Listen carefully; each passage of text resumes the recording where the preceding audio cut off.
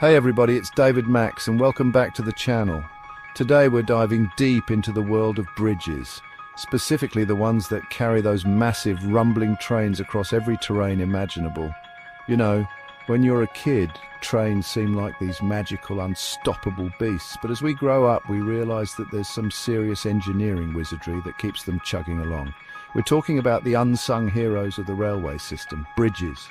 These structures are the backbone of rail networks, allowing trains to conquer mountains, rivers, and everything in between. Without bridges, trains would be stuck.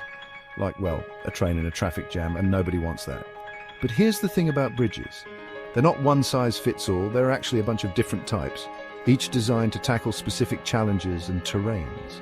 Knowing the strengths and limitations of each bridge type is super important, especially for engineers who design and build these marvels of engineering. So buckle up, because we're about to become bridge experts. Alright, let's kick things off with the most straightforward type of bridge, the beam bridge. Imagine a flat surface, like a really long plank of wood supported at each end. That's basically a beam bridge in a nutshell. They're simple, right? But don't let that fool you, they're incredibly effective, especially for short distances.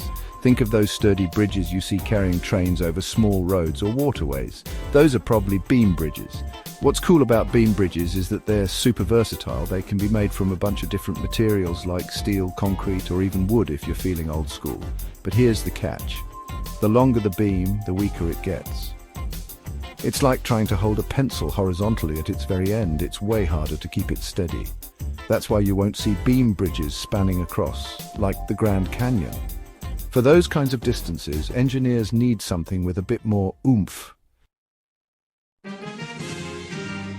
Let's travel back in time for a second, all the way back to the Roman Empire. These guys were masters of engineering, and their aqueducts and bridges are a testament to that. One of their favorite tricks, the arch bridge. This ingenious design uses a curved structure to transfer the weight of the bridge and whatever's on it down to the supports, called abutments, at each end. What's neat about arches is that they convert the downward force of weight into outward forces that push along the curve of the arch. This makes them incredibly strong, perfect for handling those heavy freight trains. Even today, arch bridges are still a popular choice, especially for railway lines that need to navigate valleys or waterways. They're like the timeless classics of the bridge world. Elegant, efficient, and built to last. Okay, picture this. A bridge held aloft by massive cables strung across towering towers. That's the magic of a suspension bridge. These bridges are the daredevils of the bridge world, often used to span vast distances that would make other bridge types sweat. Think of the iconic Golden Gate Bridge or the Brooklyn Bridge. Those are prime examples of suspension bridges in action. They're like the superheroes of the bridge world, effortlessly connecting places that seem impossible to reach. The secret to their strength is all about the cables. These cables are anchored to massive concrete blocks or towers at each end of the bridge and then draped over the towers, supporting the bridge deck from above. This design allows suspension bridges to span incredible distances, making them perfect for railway lines that need to cross wide rivers, deep valleys, or even canyons. All right, let's talk about those bridges that look like they're made out of a giant erector set. You know, the ones with all those crisscrossing beams forming a web-like structure?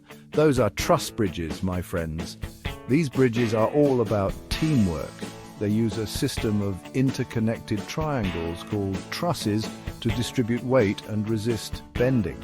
Think of it like a bunch of friends linking arms to form a super strong chain. This design makes truss bridges incredibly strong and rigid, which is exactly what you need when you've got heavy trains rumbling across. Plus, they're relatively easy to assemble, which is a big plus for engineers. You'll often see truss bridges used for both railway and road traffic, especially in areas where the ground underneath might be a bit shaky. Now, let's fast forward to the more modern side of bridge design and talk about cable-stayed bridges. These bridges are like the sleek, stylish cousins of suspension bridges, known for their distinctive A-shaped towers and elegant cable arrangements. Instead of having the main cables anchored at each end, cable-stayed bridges have cables directly connecting the bridge deck to the tower, or towers. It's like each section of the bridge has its own personal set of suspenders. This design allows for longer spans than traditional beam or truss bridges, but not quite as long as suspension bridges. They hit that sweet spot for medium to long distances, making them a popular choice for modern railway projects. Plus, they just look cool, right?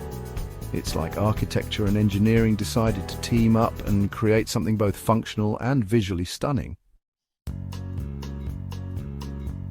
Get ready to have your mind slightly bent, because we're about to explore the world of cantilever bridges. These bridges are like the daredevils of the engineering world, extending horizontally without any support in the middle. Imagine a diving board sticking out over a pool. That's kind of what a cantilever looks like. It's a structure that's anchored at one end and free-hanging on the other, which seems impossible, but trust me, it works. The secret lies in the way the weight is balanced.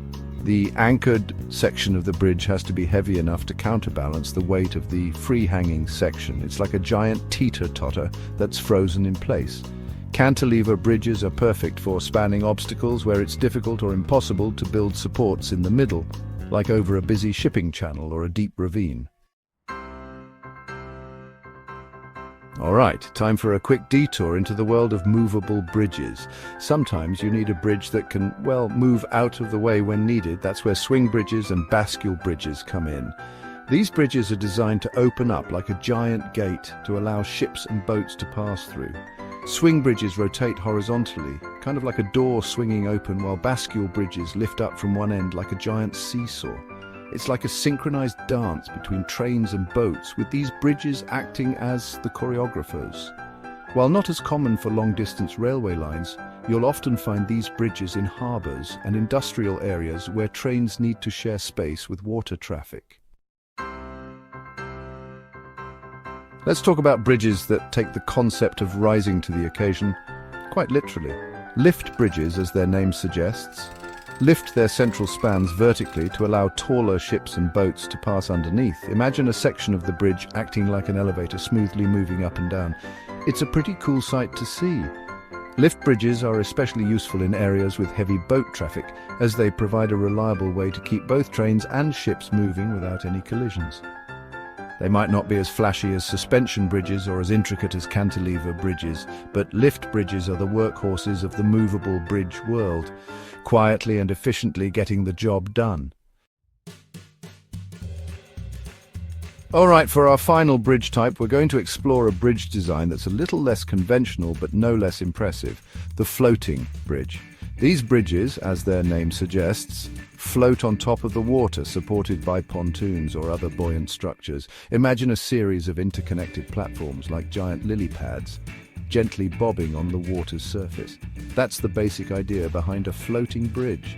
They're often used in areas where building traditional bridge supports is too expensive or just plain impossible, like over extremely deep water or in areas with unstable lake beds. Floating bridges might not be suitable for high-speed rail lines, but they offer a unique solution for connecting communities and transporting goods over water in a way that's both innovative and surprisingly stable. So there you have it, folks, a crash course in the incredible world of railway bridges. From the simplicity of beam bridges to the awe-inspiring scale of suspension bridges, each type plays a crucial role in keeping those trains rolling and connecting us all.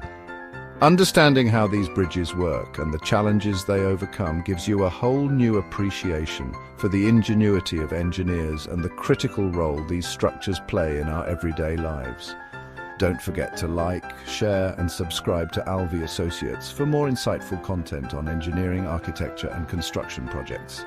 Hit the bell icon to stay updated with our latest videos.